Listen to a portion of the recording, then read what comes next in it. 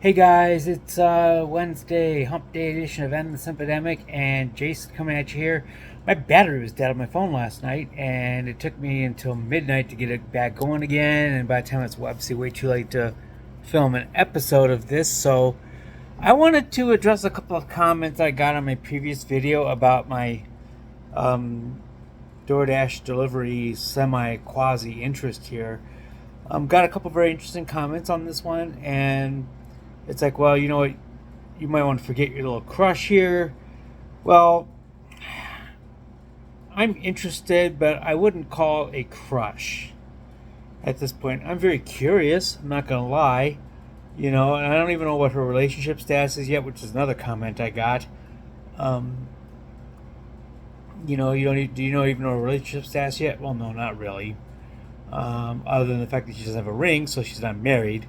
But beyond that, no, I really don't. And those are the things I'm going to just try to find out. My bowling teammate probably gave me the best advice on this one. It's just kind of drip along here, little 30-second conversations as they're possible here and there, breadcrumbing without really intentionally breadcrumbing because there's no other way to do it. So in this case, I kind of have to. And so I just wanted to throw that out there and just thank the people who did respond. Definitely appreciate the input and the advice there as always. And keep throwing your ideas out there in the comments as you come up with them. I definitely appreciate that. With only 45 followers right now, I read everything that comes in. So don't need to worry about getting your comments buried because I'm going to see all of them.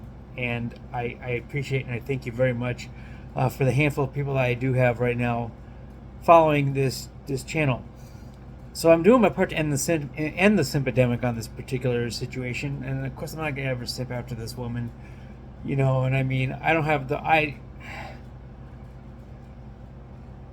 not gonna sit there and beg for her attention or do anything like that. I'm just gonna allow things to happen as they do, and have little quick conversations, just ask simple questions as they come along, and then maybe if I decide that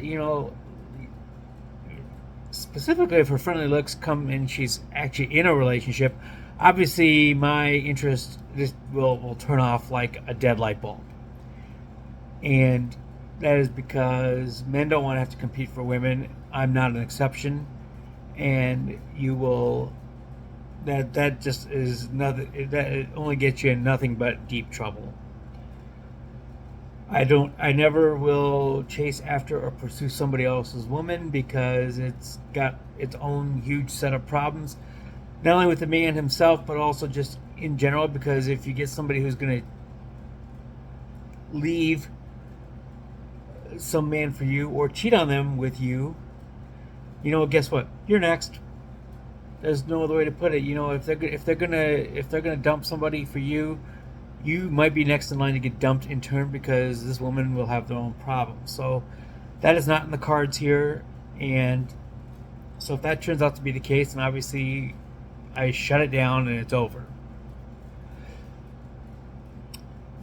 But who knows? I mean, it's a slow. This will be a slow one. This will be little chinks here and there, and as I see her on occasion, just keep asking a little bit more questions and keep offering just a little bit more of myself.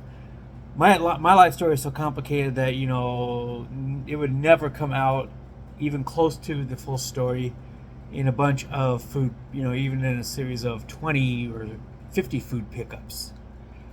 My story is just too complicated, and the adversities I've overcome have been too complex and have been too numerous at the same time.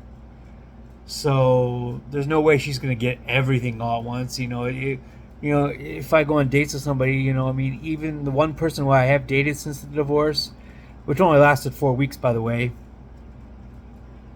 she didn't even come close to getting my entire story or background in 4 dates.